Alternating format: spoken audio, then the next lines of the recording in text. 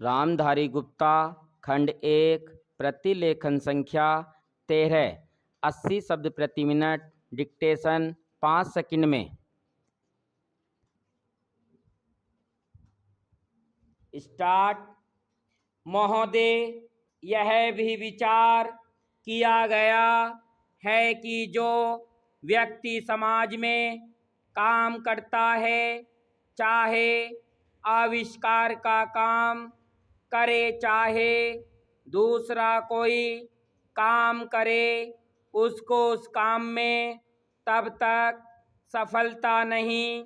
मिल सकती है जब तक कि समाज का सहयोग या समाज ने जो परिश्रम किया है या कुछ आविष्कार किया है उसका उपयोग उसको प्राप्त न हो, उसका उपयोग वह न कर सके। इसके लिए जब भी कोई व्यक्ति किसी वस्तु का आविष्कार करता है तो आविष्कार करने में न केवल उसका अपना परिश्रम रहता है, लेकिन साथ ही साथ समाज ने जो काम किया होता है, चाहे विज्ञान के क्षेत्र में या प्रौद्योगिकी के क्षेत्र में या किसी अन्य क्षेत्र में, उस सब से भी वह लाभान्वित होता है। इसलिए जब हम किसी आविष्कारक के किसी आविष्कार के अधिकार की रक्षा करना चाहते हैं तो उसके साथ साथ यह भी विचार हमारे दिमाग में आता है, जिस व्यक्ति ने समाज की सहायता से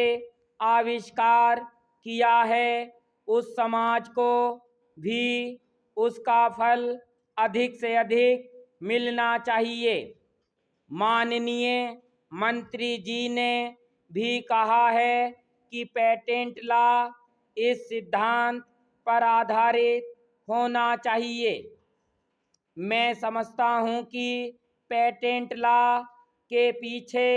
दो सिद्धांत निश्चित हैं। पहला सिद्धांत तो यह है कि जो व्यक्ति परिश्रम करके धन लगाकर अपना दिमाग लगाकर के किसी वस्तु का आविष्कार करता है, उसके तथा अपने परिवार के लोगों के अधिकारों की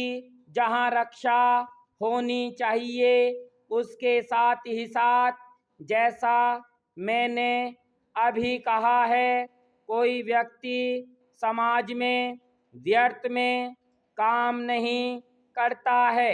वरन पिछले समाज के लोगों ने जो जो काम किए होते हैं, चाहे विज्ञान के क्षेत्र में या प्रौद्योगिकी के क्षेत्र में या किसी अन्य क्षेत्र में,